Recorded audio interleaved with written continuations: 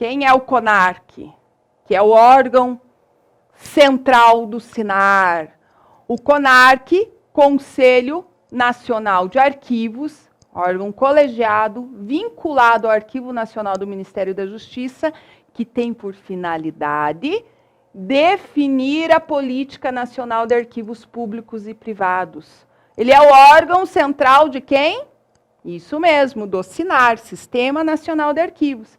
E, além disso, o CONARC exerce orientação normativa, visando, a mesma visão lá do SINAR, visando a gestão documental, a proteção especial aos documentos de arquivo.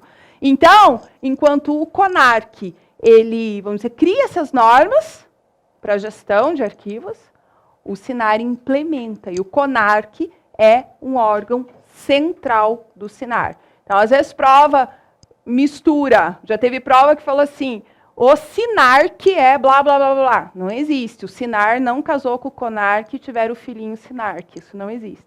O SINAR implementa, o CONARC cria aí as normas, tá? E aqui, importante para o nosso estudo, que é uma informação sigilosa.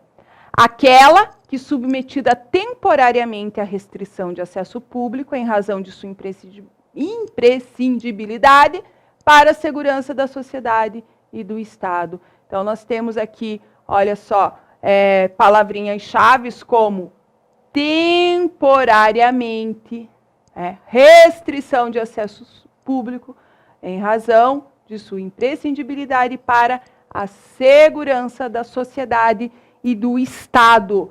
Então, olha só, a gente tem exemplos disso nas telinhas e na vida real, né? A vida imita a arte imita a vida, enfim. Eu sei que um dia eu estava assistindo um seriado chamado Criminal Minds. E o que fala essa série? Né?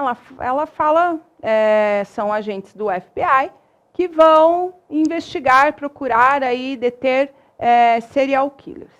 E um desses criminosos, ele desenvolveu um vírus, e ele espalhou esse vírus numa praça pública e matou todo mundo em menos de 24 horas.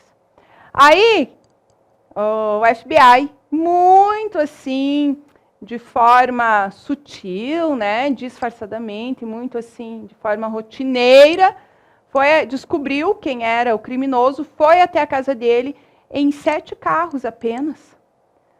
E a vizinha, tadinha da senhorinha, foi lá e perguntou, o que está acontecendo, meu vizinho tão bonzinho, o que vocês estão fazendo aí, né? Eles falaram, não, isso é uma ação de rotina do FBI, imagine, em 7 carros, uma ação de rotina, né, na casa do vizinho dela.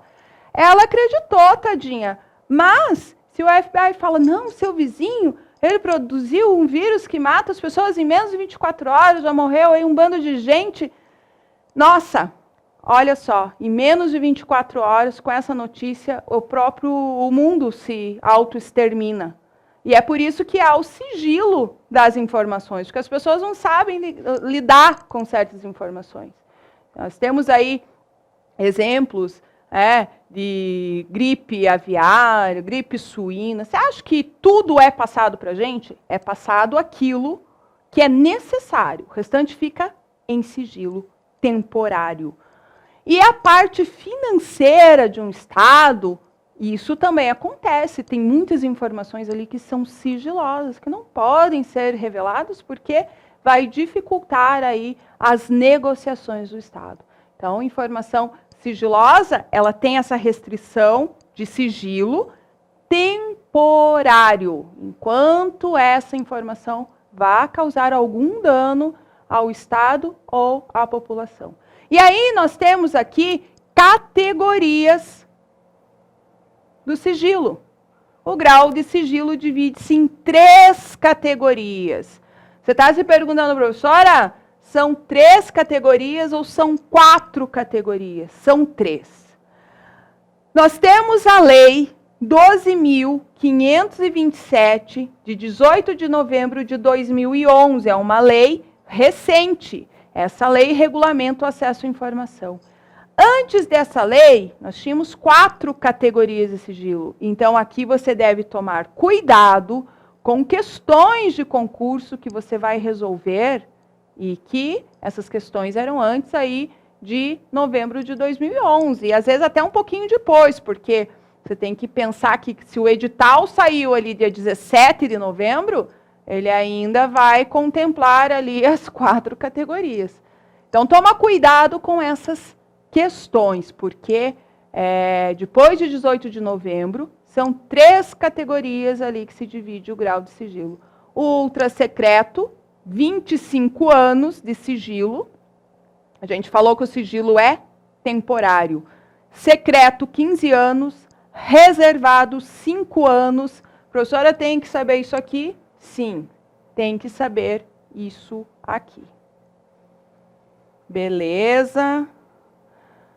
Classificação dos arquivos segundo os tipos de acesso: franqueado ou ostensivo, quer dizer, documento de consulta livre. Ou seja, não há nenhum impedimento, nenhuma restrição para consultar o documento.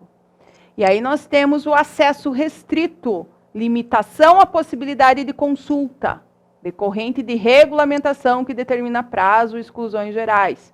Então, pode até ser essa restrição, ser o sigilo, ser horário, você ter que usar luvas, enfim, para consultar, aí chegar a esse arquivo.